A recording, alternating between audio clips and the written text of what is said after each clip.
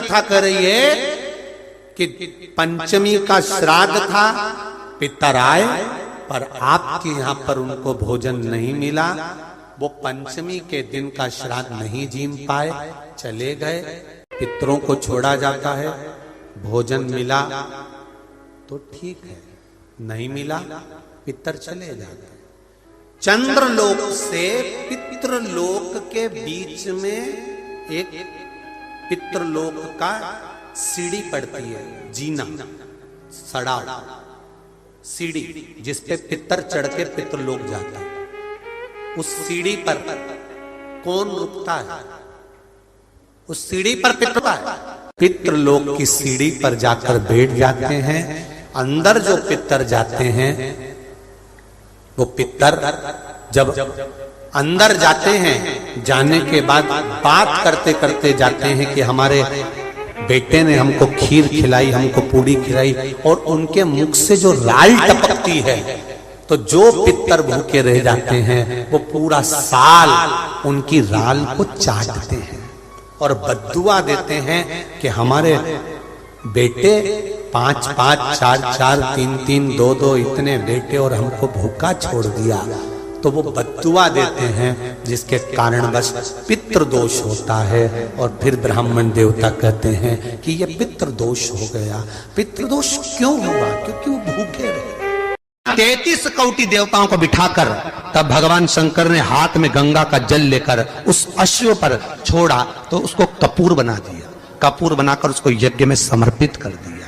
भगवान विष्णु से कहा, सुनो विष्णु, यज्ञ की पूर्ण आहुति पर ये कपूर के रूप में ये अश्वमेध यज्ञ के अश्व को दान दिया गया है। अर्थात पृथ्वी पर मनुष्य यदि अपने घर में आरती पूजन में कपूर को प्रज्वलित करेगा तो उसको 1000 अश्वमेध यज्ञ का फल उसी समय पर प्राप्त हो जाएगा। इसलिए हर आरती के पूजन के बाद कपूर का टुकड़ों की प्रसन्नता का ध्यान रखा जाता है। तो उसमें सबसे मूल होता है गाय का गोबर की अलोनी जो बनाते हो, कंडा गोबरी, और उस गोबरी में उस कंडे पर जलाने के बाद उसमें घी और गुड़ या शक्कर मिलाकर उसकी धूप देना, ये बड़ा मूल। क्यों महाराज? शिव महापुराण की कथा कहती है अन्न 5 रात्रि तक हमारे शरीर के अंदर रहता है। कितने रात्रि? 5 रात्रि। दूध 7 रात्रि तक हमारे शरीर में रहता है, और दही 20 रात्रि तक हमारे शरीर में रहता है। केवल एक घी गौ माता का ऐसा होता है जो 1 महीने तक हमारे शरीर में रहता है। इसलिए सनातन हिंदू धर्म में, हमारे सनातन धर्म के अंतर्गत श्राद्ध पक्ष में 16 दिन गाय का गोबर का जो कंडा होता है गोबरी, उस कंडे को जलाकर उसके अंदर घी और गुड़ का धूप दिया जाता है, और वो धूप हमारे पितरों की तृप्ति का केंद्र बने। एक पक्ष में जब हम शंकर भगवान पर एक लोटा जल चढ़ाएं तो उसी जल को धीरे धीरे धीरे धीरे 27 बार भगवान शंकर को समर्पित करना चाहिए। कितनी बार? 27। या फिर 27 मनके की माला से जप करें। उसका फल क्या होगा? भगवान शिव अपने रूप रखकर इन पितरों को वो भाग देना चालू कर देते हैं। भूल से भी 16 श्राद्ध के 16 दिन में से एक दिन भी अगर हमने एक ही पानी का कलश, एक ही लोटा, ऐसा नहीं कि तुम्हें 27 बार पानी भर के चढ़ाना, लोटा एक ही है, कलश एक ही है, और उसको धीरे धीरे धीरे धीरे कर 27 बार छोड़ दिया जाता है। तो शिव महापुराण की कथा कहती है कि अगर रोज हमारे पितरों को, रोज हमारे पूर्वजों को अगर हमने तर्पण भी नहीं किया है, जल भी नहीं दिया है, और शंकर भगवान को 27 बार जल का भाग हम समर्पित करते हैं अपने पूर्वजों के लिए, तो हम नहीं भी दे पाए तो एक बार में पूरे 16 दिन का जल हम अपने पूर्वजों को प्रदान कर देते हैं।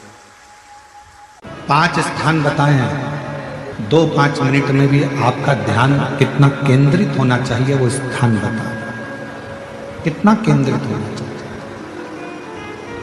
पहला, जिस समय पर तुम्हें समय मिले, तुमको लगे कि अब मेरे को भगवान को दीप लगाना, दिया लगाना, 5 स्थान पर तुम्हारे ध्यान की केंद्रता होना चाहिए।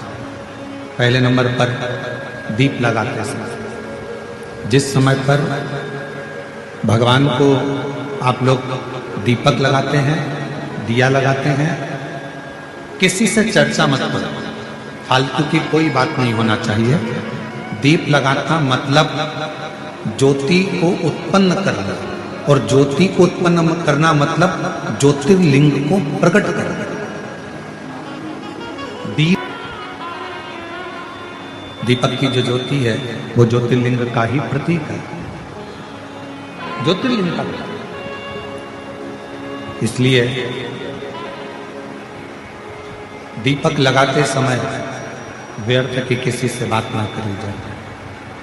दीपक लगाते समय किसी से व्यर्थ की बात ना करते हुए, जिस दीपक को आप प्रज्वलित कर रहे हो, जिस दीपक को आप लगा रहे हो, आपका ध्यान उस शिव की ज्योति में केंद्रित होना चाहिए।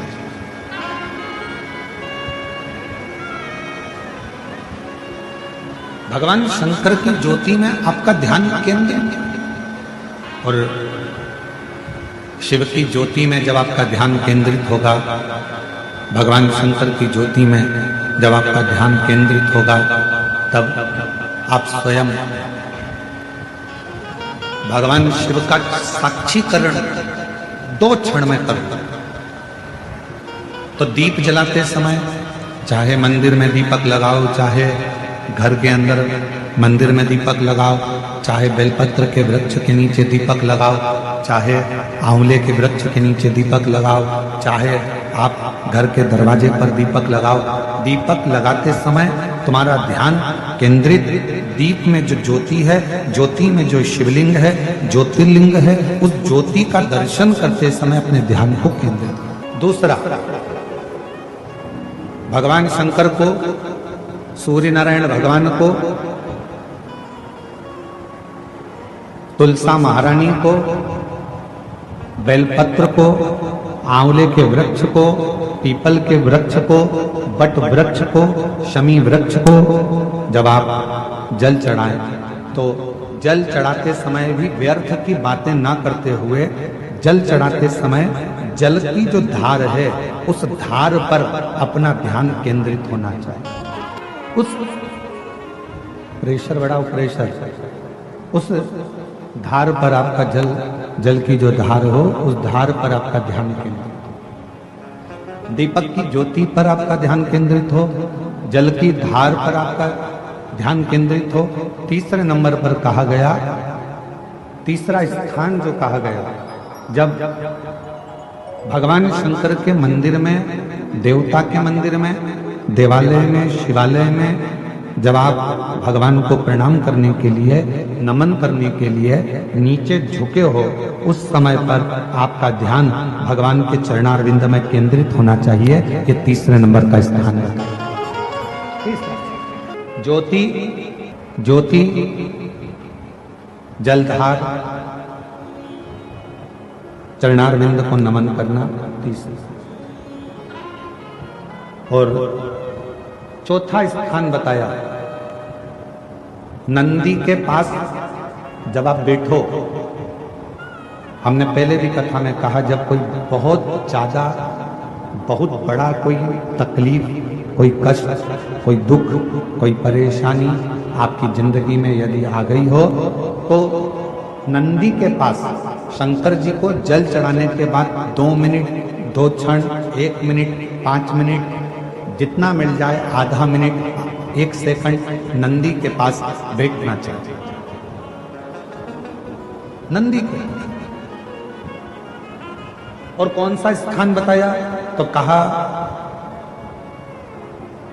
नंदी का जो पांव, आगे का एक चरण नंदी का उठा हुआ रहता है। दर्शन करें आप लोगों ने, किस किस ने करें, जरा हाथ उठाओ, करें सब लोगों ने।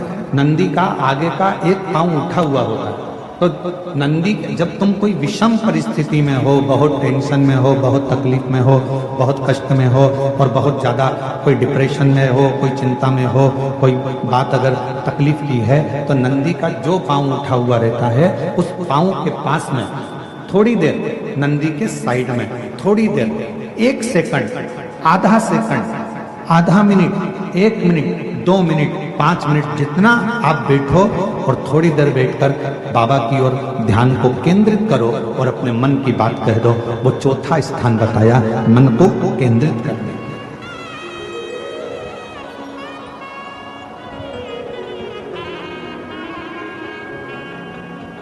पांचवा स्थान, जब सही मार्ग नहीं मिल रहा हो, कोई सही रास्ता नहीं प्राप्त हो रहा हो, सही मार्ग नहीं मिल रहा हो, तो पांचवा स्थान, यदि मेरे महादेव के शिवलिंग के ऊपर जलाधारी लगी हो, तो मंदिर में गए, शिवालय में गए और भगवान शंकर के शिवलिंग के ऊपर यदि जलाधारी लगी हो, तो जब आप भगवान शंकर के मंदिर से बाहर निकल रहे हो, तो बाहर निकलते समय अगर आपको दरवाजे पर खड़े होकर जलाधारी का यदि दर्शन हो जाए, तो 2 क्षण के लिए उसका दर्शन भी केंद्रित कर सकते हो। ये 5 स्थान ऐसे हैं जिन स्थान पर अपने भगवान के चरणारविंद को, भगवान के दर्शन को केंद्रित किया है।